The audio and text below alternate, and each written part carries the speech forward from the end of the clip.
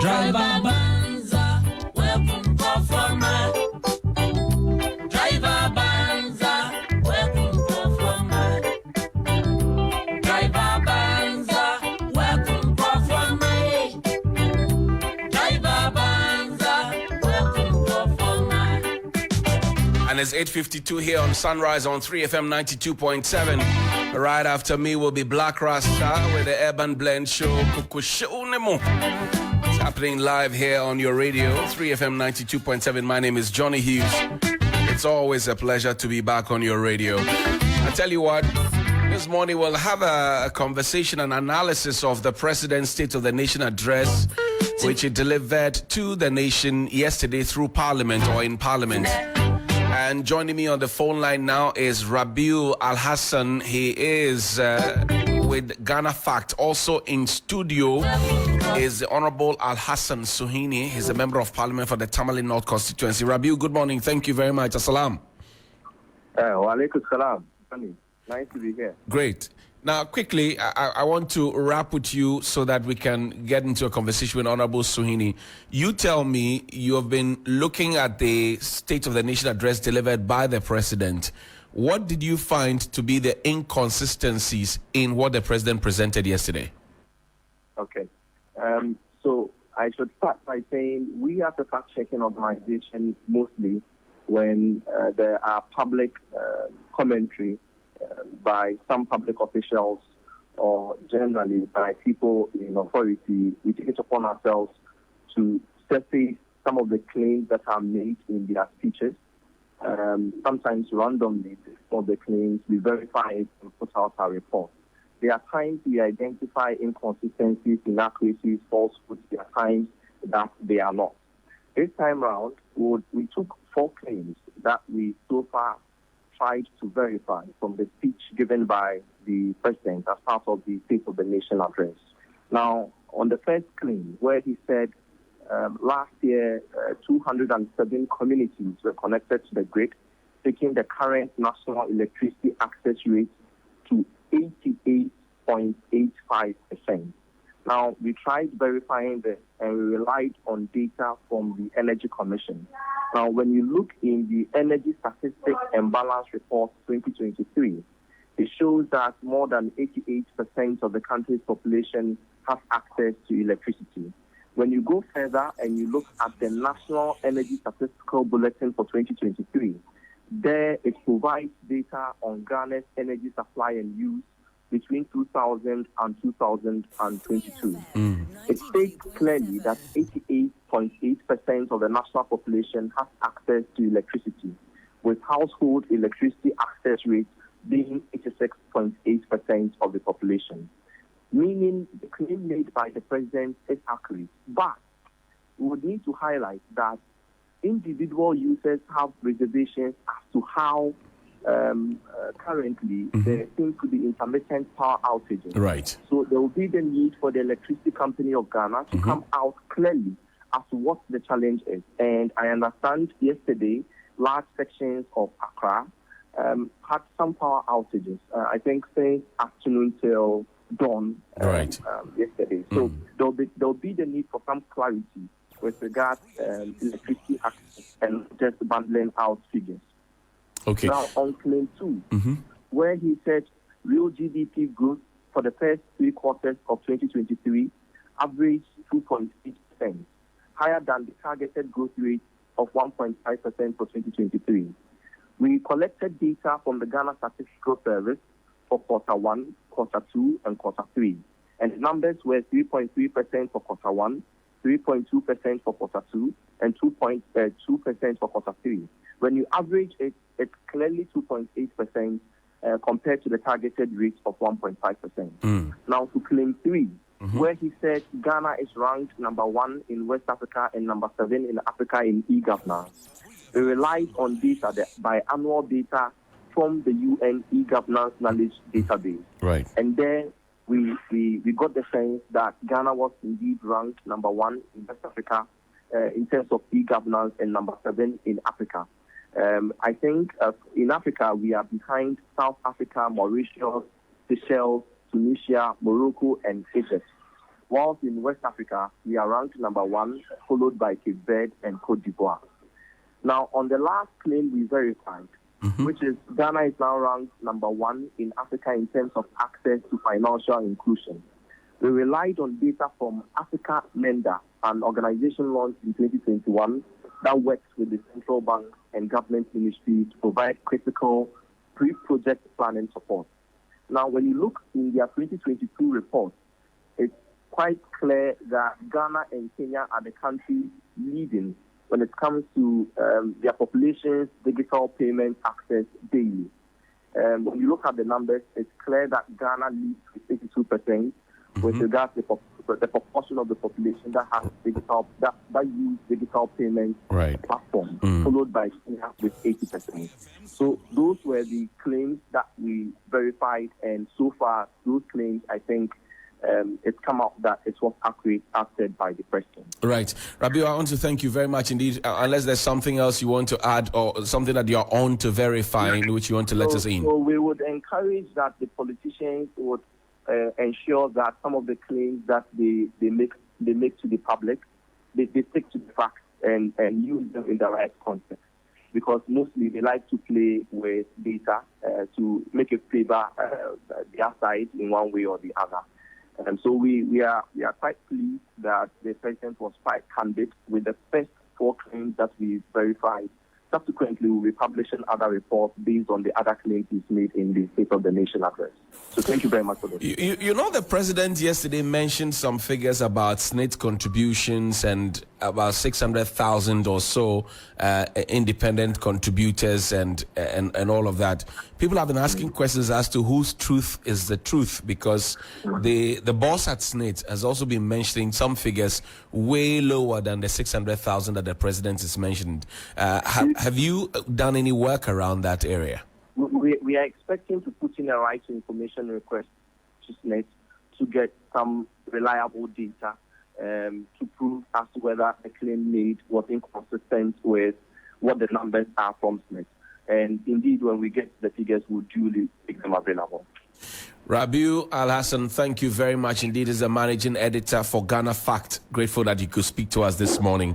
Thank you so much indeed that you could join us this morning on the Sunrise Morning Show on 3FM 92.7.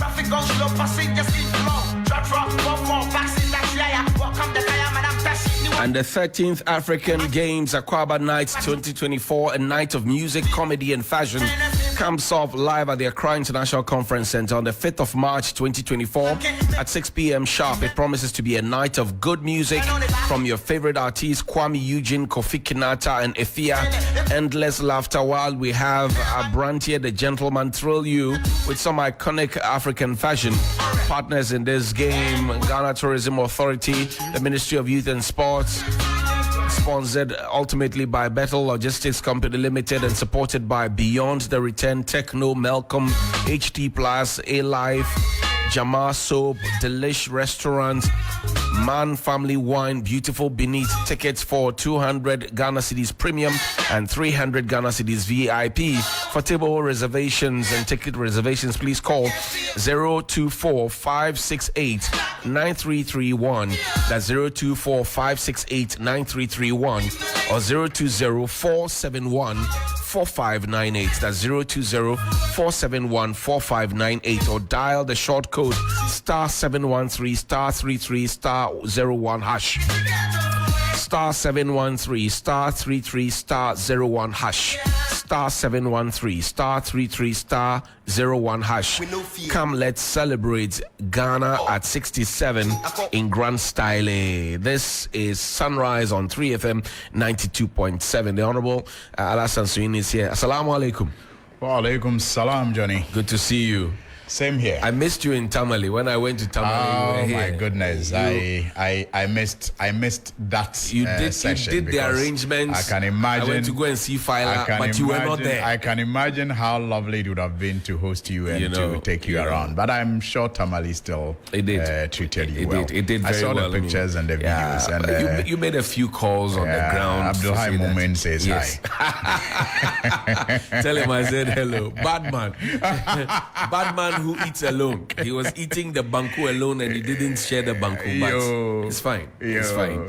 Anyway. So you didn't show your interest. You didn't look hungry. You know, there's a lot of banku down south. So when I went there, I wanted to enjoy Tubani and Tozafi and all those other things. But and he didn't offer. I didn't know he had banku. If I had known, I would have asked. Yes. So I later saw the pictures of the banku and tilapia. I said, my brother has banku and he didn't share. But it's all good. We'll always go back. Right. Always go back there. Good to be here. Good to be here. Good to see you. Yeah. How have you been? How's Tamale North? Tamale North is great, alhamdulillah. I mean, by the grace of God, we continue to enjoy the goodwill and support of the opinion leaders, the stakeholders, the chief and people, and the youth as well. Right. And we continue to do our bit and improvement of conditions of our communities. Right. So it's well and good. I mean, we just completed the construction of clinic with a nurse's quarters and a mechanized borehole with the help of the Qatar charity in the Chogu community. This will be the fourth one that we have been able to do in the space of about 5-6 years. So we are grateful to God. I mean, in the area of health, in the area of education and sanitation, water, and other, support that we can give, we continue to do our best. How do you juggle the two? Because you are active in Parliament, you're very vocal, you are regular at your committee meetings, you're doing communication for the party in media, but you also find time to go home to go and do all these other things. How do you juggle all of them together? Well, I'll say it's grace. I mean, it's not easy. In the last, I think, 6 to 7 weeks. Right. I have been to Tamale almost every weekend. Wow. And you can imagine how much it costs to go there these days. And you have to go there and, support to the best of your ability and get back to Parliament. As we speak, there's supposed to be a committee meeting on the Ghana Boundary Commission in the next 20 or 30 minutes time. So from here, I'm going to have to join the meeting to look at a bill that we are promoting, hoping to pass so that we can make the Ghana Boundary Commission more relevant in the sphere of things as far as the protection of our borders especially is concerned. So, and the delimitation of our borders with our neighbors is concerned. So, I mean, it's all grace, but it's also about focus. They need to look at what is important and focus on that and direct your energy. You cannot handle all. I mean, sometimes some things suffer. For example, the last time we had a laugh about it. I mean, I each time I come out of the bedroom and I get down to the living area where the children usually play, the first reaction of our last born is usually "Daddy, bye-bye." Oh, come on. Yeah, she's gotten used to it already. Yes, but we managed to make time for the family to us, and and we thank God for the understanding and the support. The senior members in Parliament are leaving. Some won't return in 2025. Right. I'm sure that puts some burden of responsibility on people like you. You, Sam George, Kujetua Blakwa, Dafia Makbo, Minta Kando on your side. You can mirror the other side as well. They are not done press and the rest. It puts some weight on you that, look, the leadership that we thought would take forever to come is not coming to us. How does it make you feel? Well, it's a challenge. I mean, I think that you are right. We often have to pinch ourselves every now and then to remind ourselves that the future that we used to speak about is right here with us. And like you put it succinctly, the leadership that we thought was a preserve of some people has all of a sudden become ours. And so when you pinch yourself, then you know, begin to take certain steps and certain decisions that will reflect on your readiness to take up that challenge. We, however, remain grateful to our seniors who have in various ways molded us and continue to guide us in the roles that we find ourselves in today. And I'm very confident that that is the nature of life. The only thing they say that is constant is change. That's right. And you know, life, again, they say, is a stage. I mean, we all come and play our part. And so kudos to those before us, and it is our prayer that God will give us that grace, that you know, wisdom to also carry it when it is our turn. And we are learning the ropes quickly. Yes, Parliament is going to miss the experience of many of our senior ones, but we still have others who are equally capable and ahead of us, who are still going to be with us to also mentor us and help with that transition, so that if God wishes and they also move, then it becomes our responsibility, because you still have the people who have done 4 terms, 5 terms in Parliament. You still have the Haruna Idrisus, yes, you still have the Afenyo Marking, you still have you know, the Muntakas are there. So those who also are the generation before our generation, many of them will still be around. Yes, so it is a generation, you know, above their generation who mostly are quitting. But I'm sure that if we apply ourselves well, we will become worthy leaders when the time comes. Are we seeing you in Parliament in 2025? Inshallah, inshallah, it's written. What makes you confident? I'm very confident in the, you know, wisdom of the people of Tamale North, and I also trust that they appreciate the efforts that we are making. Yes, we do not have the capacity to solve all the problems in the constituency, but to the best of our ability, we represent them, and I will say we do so with all honesty, with all sincerity, and I think that we do so gracefully, and they appreciate that. And over the period, I believe it is what even resulted in me going unopposed when my party opened nominations for the primaries. And the people thought that over the years, even though the party is in opposition, the way they have supported me to lead is admirable, and that is why no one was encouraged to contest me in the last elections. And I believe that is going to translate in the general elections as well, even though they may be contestants from the opposing political party, I am very confident that the people appreciate the representation we have given so far, and they will renew our mandate. Your flag bearer, party's flag bearer, H.E. John Dramani Mahama, is giving a list out for consideration by some grouping within your party. All eyes are on you now, because the MPP has not started that conversation. There's only been talks about possible candidates. Aren't you jumping the gun? Not really. I think that personally, I feel that maybe we should have even been done with this conversation long ago. There was a reason why we elected the flag bearer early, and we elected our parliamentary candidates early. It was to help us prepare for the general elections very early, and to deal with whatever problems will come as a result of decisions that have to be made after the elections. And so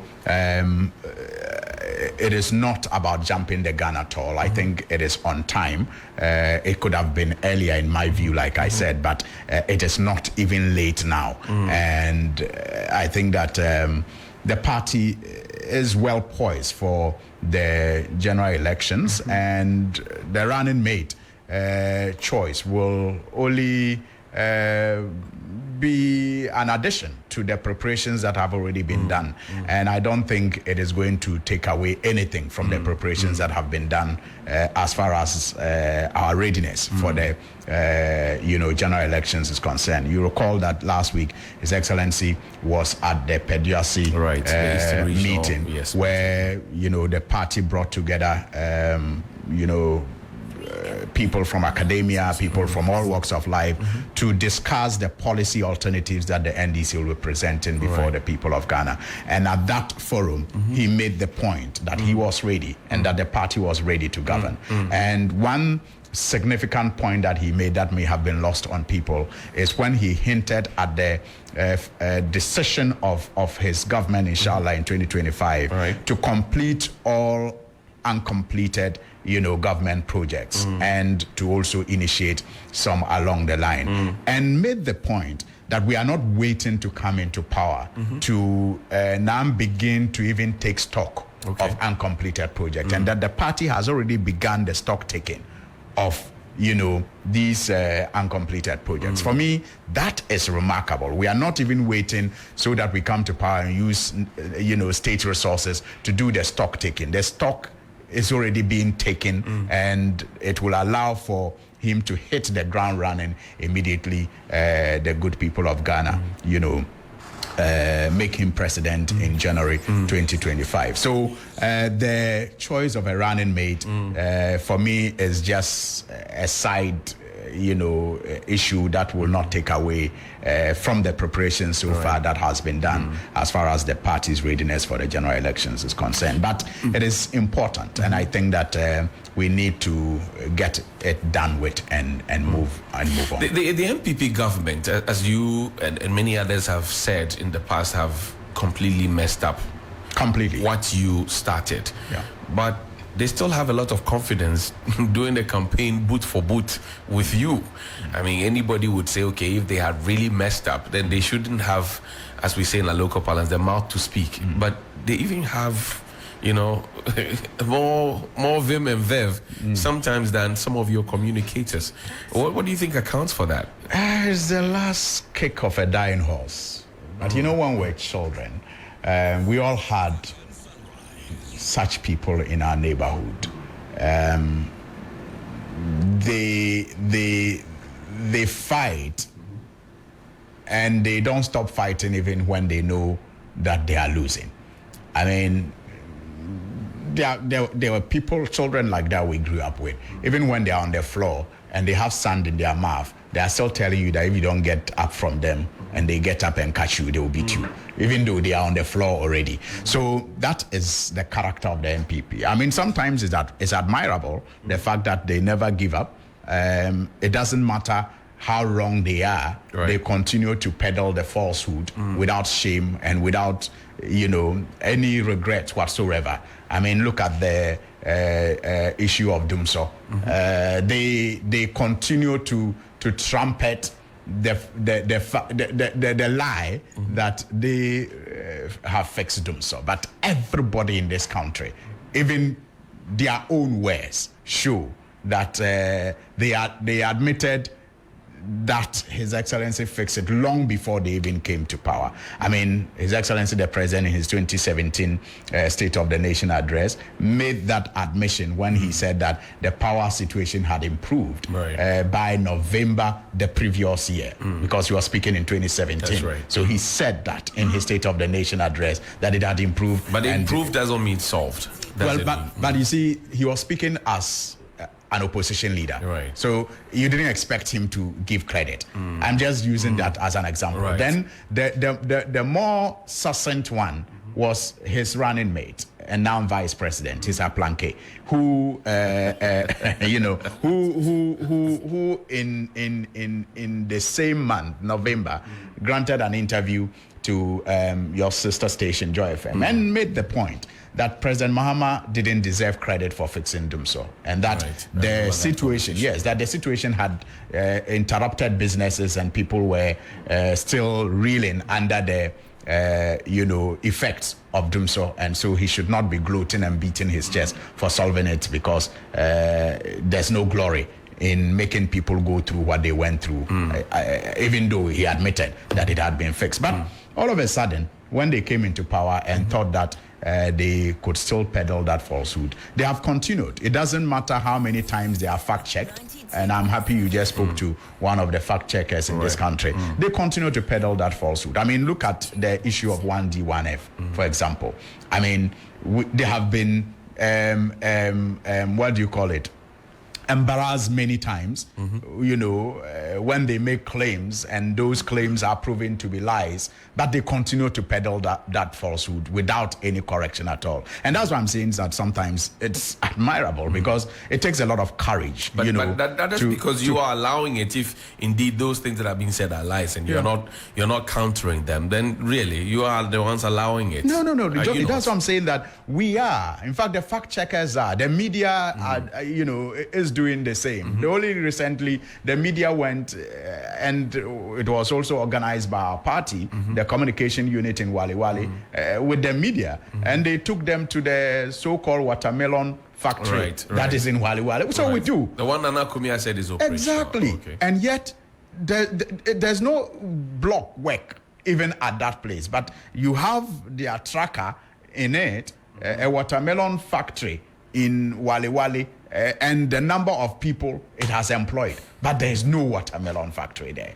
I mean, and it has been proven to them that it's a lie, but they continue to peddle that falsehood. That's why I'm saying that sometimes it's admirable, because it takes a lot of courage, to be caught pants down and still walk with your chest out. One of the things that this campaign, which has now started, is and has been trumpeted by your party, is the 24-hour economy. Right. Why has it become so difficult to explain the 24-hour economy? Because you go on social media and people say, we don't understand. If you want to make an NDC communicator angry, ask him about 24 hours. He will be angry. And they say, can you explain the 24-hour economy? Why has it become so difficult for you to explain the 24-hour economy? I don't think so. You see, sometimes that's another, propaganda strength of the New Patriotic Party. I think that the party has been very clear on what we mean by the 24-hour economic policy. In fact, the communication unit of the party, led by the Venerable Sami Jemfi, has, even put together a brochure that has been widely circulated, and it has addressed all the frequently asked questions on the 24-hour economy. But the NPP sets the agenda that the NDC is finding it difficult to explain. And so, gets people to begin to wonder if it is really true that the NDC is finding it difficult to explain. Because clearly, that, brochure is widely circulated. In fact, there are even video skits now on the 24-hour economy that has been produced again by the Communication Bureau of the party. And it is also in circulation. So at what point, or who has been caught, struggling to explain the 24-hour economy? No evidence of such, but just throw it out there and push it as strongly as you can and create doubt in the minds of people who may have not followed all these explanations that the NDC has put out as far as the 24-hour economy is concerned, and make them think that the NDC is struggling. I mean, it's that simplistic. I mean, the point is that the NPP has so messed up this country. I mean, for me, that is the point from which you should take it. They have so messed up this country, and we all agree that the mess is so bad that it will not take the usual way of governing to reverse the decay. COVID, Russia, Ukraine. Let's you hear the president. That look, we are here because of a global situation. It's not because of our doing. I mean, how many times should the president say that before you accept it, that this is the situation? Well, we cannot accept it because it is not born out of facts. Ghana is not an island. And so it is only fair that we compare our situation to our neighbors, who also, by the way, were affected by COVID, were affected or are still affected by the Russia-Ukraine war.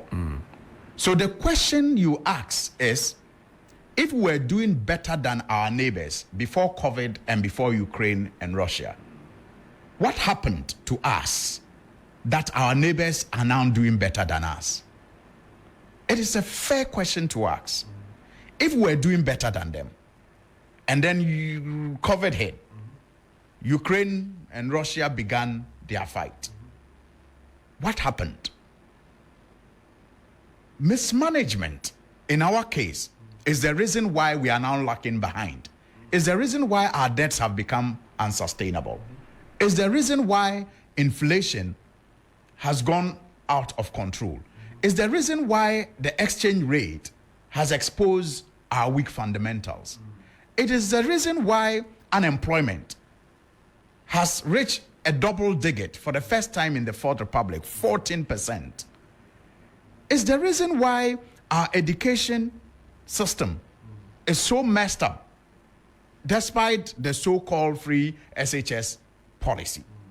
So it is the mismanagement on our part that has exposed, that has made the impact of COVID and the Russia-Ukraine war more, if you like, horrendous compared to the impact that our neighbors But the suffering. president, for example, agrees that, look, free SHS has to be looked at again, improved. Finally. He says improved. Finally. That's what he used. Finally, for a very long time, he attacked, he ridiculed, and poo-pooed any suggestion FM 92.7 relating to the need to have a conversation that will lead to the improvement of free SHS for a very long time, for 6 years or 7 years.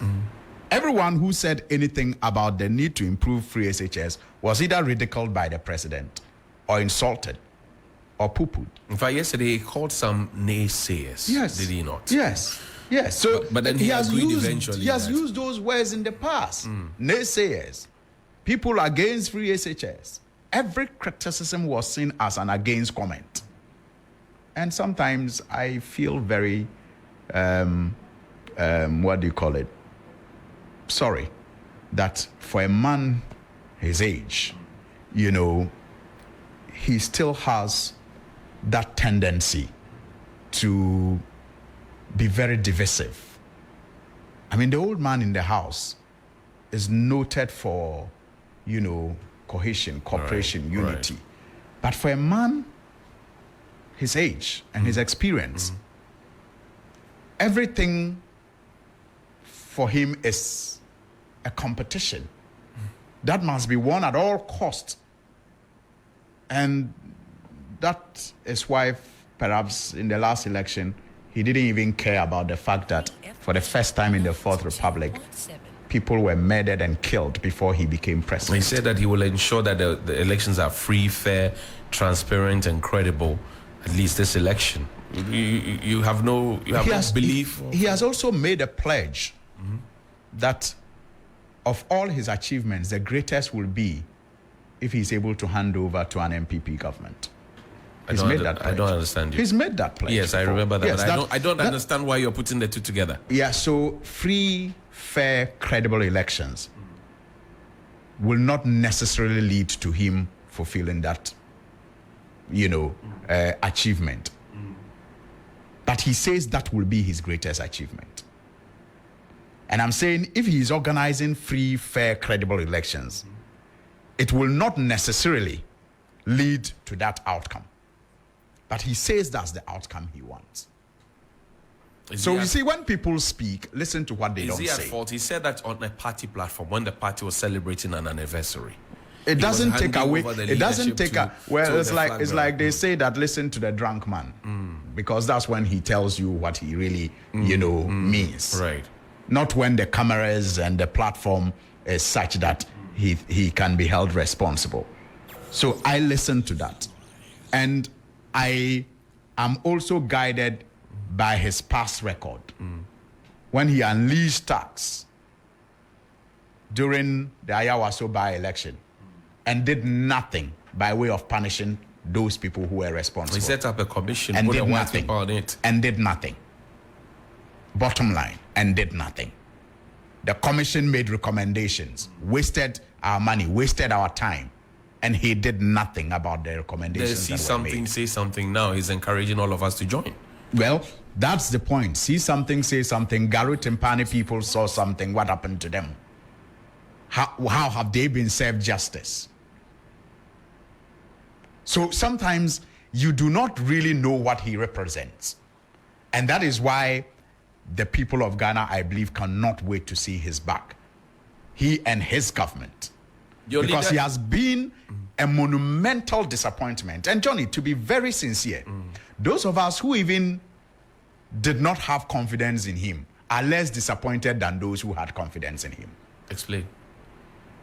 For us in the NDC, you can say that the reason why we oppose him was partisan, and partly because we believe, and I think that was the reason, that he was up to no good and he was not going to lead this country anywhere. But there were some who may not have even been NPP adherents or supporters, right, but thought that there was a need for him to be given a chance because he had been at it for a very long time. CSOs, neutral. Yes, and kept asking to even be tried. They said, try me. Right, he said, try me. Right.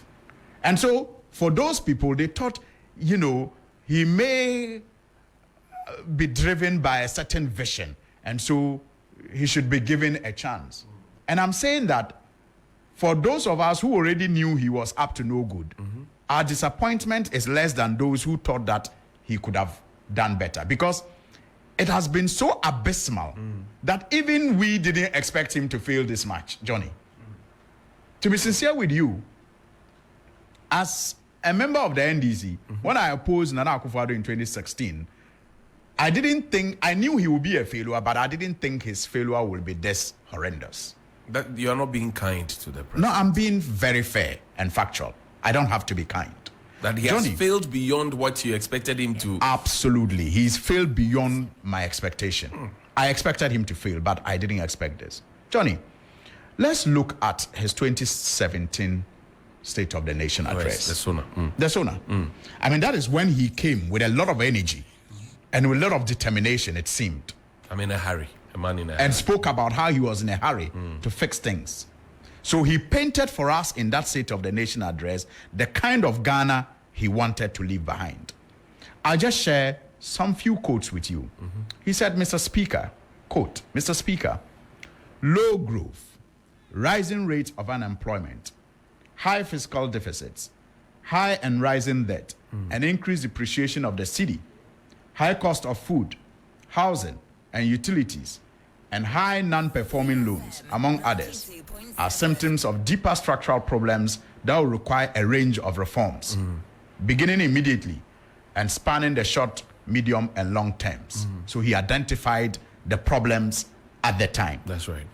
We are going to have to implement some tough, prudent, and innovative policies to get out of this financial cul-de-sac and rescue this economy, restore fiscal discipline and debt sustainability, as well as increase economic growth. Mr. Speaker, I will not allow the economy to collapse under my watch. 2017, that was his pledge. On the platform that he spoke on yesterday, Right. he said that he was going to restore fiscal discipline and ensure debt sustainability. Today, where are we? Our debts are considered unsustainable. Never before in the Fourth Republic has any president taken us to that level where Ghana is unable to service its debts. It has never happened. No matter how bad our economy has been in the past, we've always had the ability to service our debts. But the argument has the been economy that, has crashed. teachers were at home, they were not working, nurses, many others, but they were paid during COVID. Lights were kept on in spite of our difficulties. I mean, you hear the things that the president mentions that may have accounted for these things. And in fact, last year he said that if anybody says that they have been reckless in borrowing, they have not been reckless because they use the monies for things that can be counted. Johnny, He you has see- said that. You see, it is important that we discuss these things within a certain context. Under COVID, the government had a lot of money coming to it. That's right. Now, some of the interventions put in place by his predecessor, the one he deemed incompetent and incapable, became his saving grace during COVID. For example, the hospitals, the Harbour Hospital, UGMCC, that they described as artist impression, saved their lives and saved our lives as a people. The Pram Pram Hospital, all of them. The first money that he fell on, Johnny, came from the, I think, stabilization fund. Saved by the predecessor he considered incapable and took over from. So the question I ask myself all the time is, assuming President Akufo-Addo hands over power today, and Ghana is hit with another crisis, say not in the health department, what legacy has he also left behind for the incoming president to fall on to be Ghana's saving grace? What's the cushioning? What's the cushioning? He hasn't left anything like that? I can't imagine it. Even the Agenda 111 that they claim that they are pushing belatedly, because remember they promised that they were going to ensure that about 48 or so districts that didn't have hospitals when they came into office were going to be given hospitals. They forgot about it until COVID hit. Just as he promised again, and you are making me, divert. He promised again in 2017 that he was going to revive sports using school. It's in his 2017 Sona that he's going to revive sports using school, colleges, sports, and all that. He forgot and repeated it again yesterday after the Black Stars' abysmal performance at AFCON, that he's going to use sports, school sports again. And he's going to outdoor a presidential whatever. And you see, I see our sports journalists running with it and not asking him about what he did with that pledge in 2017. But, Johnny, the point I am making is that clearly his predecessor worked and left something which became the saving grace of Ghana during COVID. And I just cited the hospitals, I cited the stabilization fund. Now, during COVID, he also got a lot of, if you like, bailouts. The IMF, the World Bank, we know how much came into our coffers.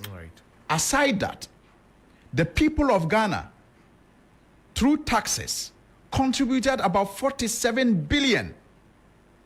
In the past, the predecessor he thought was incapable never even got up to $1 billion of tax revenue, but was able to achieve all that he achieved and left buffers for him to fall on. I'm saying that even under COVID, the people of Ghana paid taxes to the tune of 47 billion. That's big money. That's a lot of money. And so to whom much is given, we are told in the Bible, much is expected.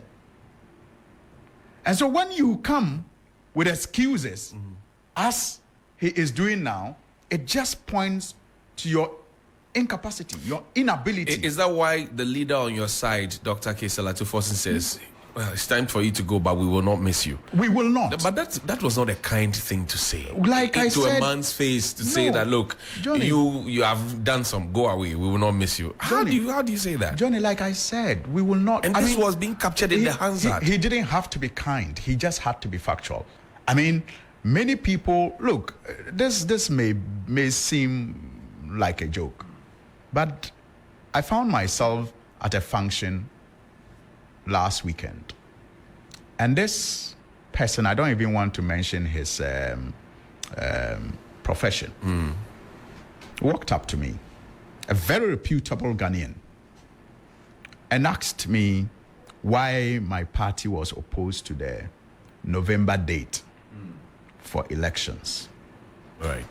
And so I went into high gear, explaining the reasons why we are opposed to the November date as election date proposed by the EC. And then when I finished, then he nodded and he said, oh, okay. But he said calmly, don't you think the earlier the better for these people to leave us alone? He said that? I am telling you. So calmly. He wanted the elections earlier. He was tired. He said, calmly, oh, okay. But don't you think the earlier the better so that these people can leave us alone? You thought you were supplying I information. thought I was supplying information to convince him why November is not a good date. But he wanted it earlier. Earlier the better. So the minority leader was spot on when he said that it's time for him to go, but we will not miss him. The people of Ghana will definitely not miss President Akufo-Addo and his aplanke, Dr. Mahmoudou. What happened yesterday before proceedings began? The president was there. He had inspected the guard of honor with the vice president, chief of staff, everybody. They came to sit in the chamber. Minority side, Yamutu, you were not there. What happened? Yes, so the minority side had a number of issues that we raised. In fact, those issues have been raised for some time now, and we have been discussing it with the majority side. And it has to do with some of these failures and disappointments. I mean, the arrears to the District Assembly Common Fund makes our local governance very ineffective. And we have raised those concerns many times. We also have a number of issues. I mean, I'm sure that at the appropriate time, the caucus will issue a statement on what happened. And so even at some point, the finance minister and administrator of the Common and others had to even meet the caucuses to make assurances that they will make disbursements to the assemblies so that they can be functional. You see, we suffer when the assemblies are ineffective. Right. Members of parliament suffer. Your pockets and your resources. Absolutely. And your sleep and everything. Yes, because when the assemblies are effective, they take care of certain basic needs of the communities. Right. But when they are dysfunctional or ineffective, then the people call on the MP because it is the MP they elect and he is their representative. So you have sanitation issues which should be handled by, the local assembly, the local government assembly, coming to the doorstep of the member of parliament. And so it is important that when they are starved of resources, that we use our power of advocacy to get them those resources. So I'm sure at the appropriate time the caucus will issue a statement. But we saw clarify. But yes, eventually the assurances were not enough for us to come because we thought that they should keep their government. And they should do whatever they want to do. The president does not respect, the democracy that we all have applied ourselves to. But eventually, being the statesman that he has always been, His Excellency, the next president, John Dramani Mahama, came in and noticed what was going on. And so he called our leadership to find out what the problem was. And when they explained to him, he decided to meet the caucus and impress upon us to take the matter up on a later date, because he always has Ghana at heart, and he thought that. So it was his intervention that got your side back into the chamber to conduct business. Absolutely, it was his intervention. I mean, he had a meeting with us at the DFN auditorium and appealed to us to get back and not to present that image of Ghana to the international community. Listen to the president yesterday. There's something that he said yesterday. Listen to him. The executive power of the state is vested in the President of the Republic. He or she is the executive. There's no ambiguity about where the buck stops when it comes to responsibility for what happens in the government. It stops with the President. He or she has ultimate responsibility. It would be an unwise president that would pretend to have all the answers and refuse the advice of his officials. But the fact remains that the president holds the executive power. The cabinet, the ministers of state, all act ultimately in an advisory manner. Of course, a member of the government might take an idea, be it generated by the president or the official or a committee, and turn it into a huge success. And the honors will be claimed or shared where public perception falls. But ultimately, the president is responsible and therefore takes the credit or the blame for whatever happens in his or her government. That settles the matter, doesn't it, Honorable Suhiyini? The president says the buck stops with him and him alone. All the others are advisory. And so if there's any bullet fired at him, that's what he says. What do you say? I mean, what I would say is that the president and his aplanque and his government must stop that cantata. Who is this aplanque you keep referring to? Dr. Mahmoudou. Oh, he's the aplanque? He said he is aplanque. He's the mate. Aplanque is what? Mate. Yes, his driver mate. Okay. Yeah, he said ahead. so. Yeah, yes, Dr. he said Mahmoudou. yes, of course. Yeah, he said so. that. He said that. So I'm saying that the message to them is that, look, he and his aplanque and his government must stop that cantata show. No one is going to buy it. It's not even funny. We were all in this country when he told us why he chose him as his running mate. He told us that he worked at the Bank of Ghana and introduced a lot of policies that transformed the economy. And he was an economic guru. And so he chose him to advise him. And listen to what he said. Listen carefully. Right. You played it. I'm listening. I'll read it. Right. He said, it will be unwise for the president that will pretend to have all the answers and refuse advice if his officials and refuse advice of his officials. But the fact remains that the president holds the executive power. You want me to read it again? Yes. Please. He said, it will be unwise for the president to pretend to have all the answers and refuse the advice of his officials. But the fact remains that the president holds the executive power. So he took advice. He took advice, but he has executive power. But the buck stops with him. And the advice is what has landed us where we are. He said he took advice. And he told us whose advice he was going to take before he was elected. Right. When it came to the issues of the economy. He told us. So Dr. Bawumia is not blameless, as the president wants the people to believe. I don't think that's what the president wants the people to believe. I think that what he's actually saying is that I took advice from the man I told you I'll take advice from. But if it is good or bad, it is on me. But why would he take on such a responsibility if he took advice anyway and he selected somebody to advise him? Why would he take the blame? Yeah, because that's what I'm saying is a cantata show. Because he thinks that people are not discerning and smart enough to read in between the lines and will excuse the one who gave him that advice. And I'm saying that Dr. Mahmoud Bawumia's claim when he presented his manifesto, which contradicted the government policies which I'm sure will contradict the NPP manifesto, behaving like an independent candidate. When he said that he is proud of his advice that he has offered. Do you remember? He said that. That's right. That he's, as leader of the economic management team, he's proud of the advice they have been given. Right. Not only him, Mr. Safo Mafu said same. Kojo Ponkroma has said same. That he's proud of the advice. Dr. Mahmoud Bawumia told us that day that he was proud of the advice that the economic management team has been giving the government. And the president here is telling us that he has been taking all that advice. So if it is good and it is bad, because he is the head, he takes responsibility. You think the president said that because of the impending election? Absolutely. That's why I'm saying that it's a cantata show.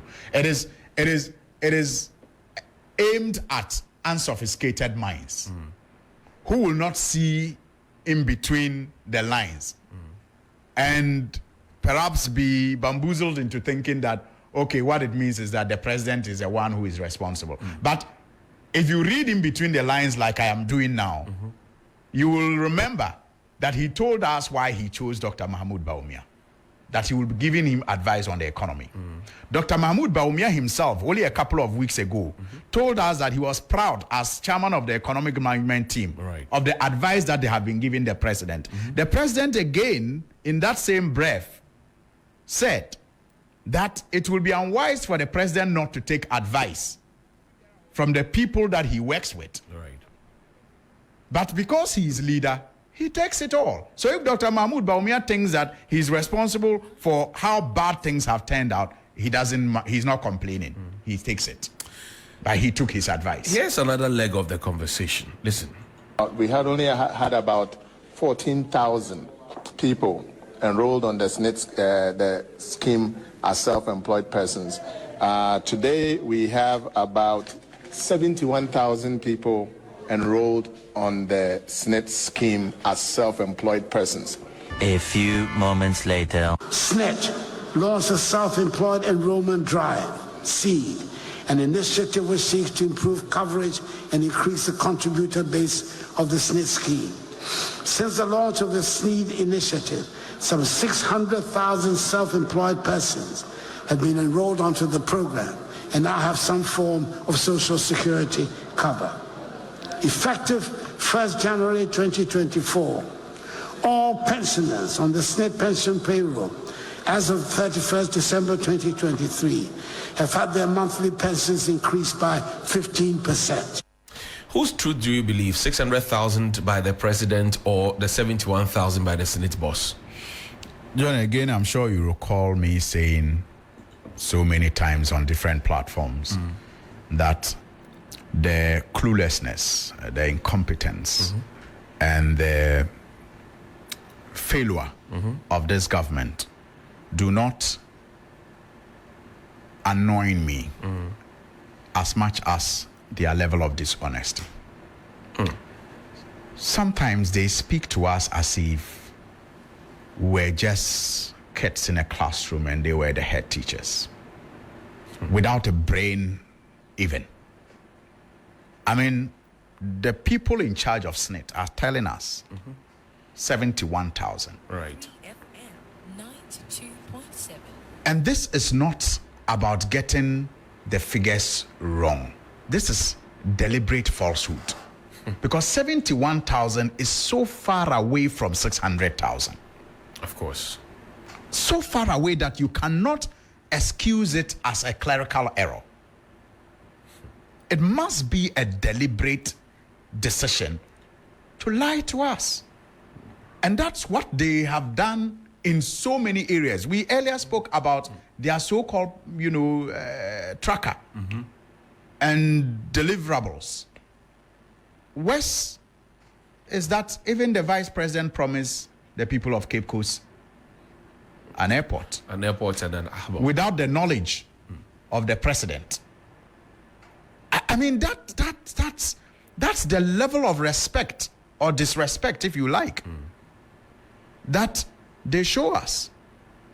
And talking about SNIT, did you notice that the president, throughout his speech, and I told you, or I shared with you his 2017 State of the Nation address, Right. where he spoke You've been about very the heavy on ills of the country. Right. In fact, the first, or yes, the third one. That was the preamble. Yeah, that was a preamble. He said, low growth, rising rate of unemployment. He didn't talk about unemployment yesterday. Not once did he mention the word unemployment. But why would he not? Because under his watch, unemployment has gone to 14% from the figure of around 5 to 8%. It's gone to 14% under his watch.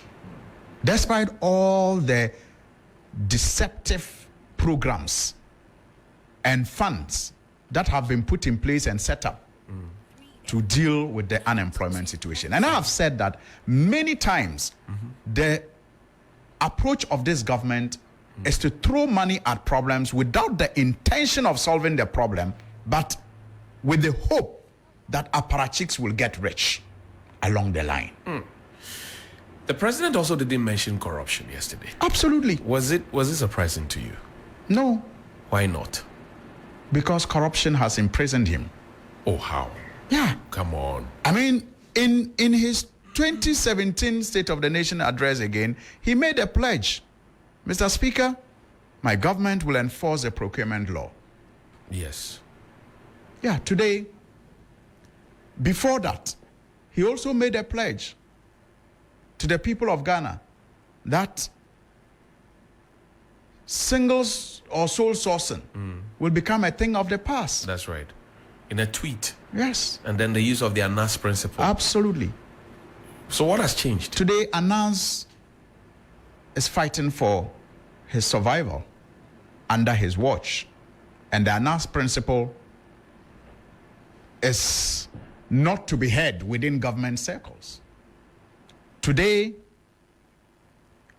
the level of corruption in his government, I believe, is even more than the perception that is measured by the Transparency International. The level of corruption is higher than the perception that is measured by the Transparency International. But even that, the Transparency International puts his government as the worst ever in the Fourth Republic. You say they have broken the scale of corruption. Absolutely. There's no scale to measure anymore. Oh, only last week or so, I mean, wasn't it revealed to us how Dr. Mahmoud, the Aplanke's brother, got awarded The Cocoa Roads. juicy, cocoa roads and other contracts in very, very, clandestine ways? Because check the dates on the letters, and you wonder if our state institutions can work with that speed. And that is just the tip of the iceberg. And yesterday too, he didn't talk about the cathedral. No, there was no talk about cathedral. He can't. So things that were not mentioned: unemployment, Yes. Galamsey, corruption, Yes. National Cathedral. Yes. Let's talk about Galamsey in a minute, and then we can talk about National Cathedral and wrap up. I don't even know where to start from when it comes to Galamsey. I have said that, look. But the president drank clean water yesterday. Yeah, that's the sad part. I'm sure he never even gave a toss about the kind of water that people in these Galamsey areas are drinking. I have said that our country is faced with so many challenges. But for me, the West can be reduced into 3 E's. Which are? Call it a triple jeopardy. The economy, the environment, and education. When you look at these sectors, and you are going to be fair, after an assessment, you will come to no other conclusion than the one I have come to, and that is, it will take us many, many years of hard work to reverse the decay in these 3 areas: the economy, the environment, and education. They have been so messed up. So badly messed up. The president, in one of his deceptive ways, told us that he was willing to put his presidency on the line. That's right. to deal with the issue of Galamsey. That's right. What do we have today? It's gone worse. In fact, subsequently, when we all thought the president meant his words, you in the media committed airtime. It cost you so much. You formed a coalition. Right. You were moving from place to place, organizing meetings, workshops, capacity building for your reporters. You all threw in your support, and many other civil society organizations did, only for us to be told that this whole charade was to make party rich. Party Hiasika. You remember that audio? I remember Dr. Frimpong Boateng, Yes. Professor Frimpong Boateng. Party Hiasika. We have to. The whole charade We have to go. was for party to, make money. And no wonder that today, when you speak of Galamsey kings and queens, they are leading members of the New Patriotic Party. One of them is a chairman of a regional, is a chairman of the party in a region that gives the party the most votes. He proudly brandishes his loot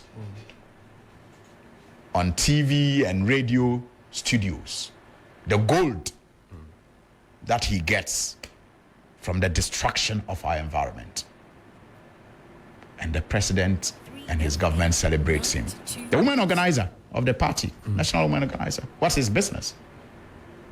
Do you remember when she complained about even her excavators? Right. What has become of that? Have you followed up?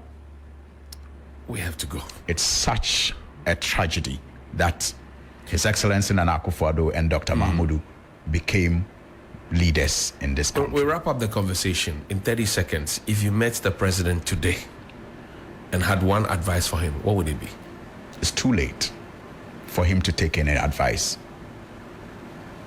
It's too late.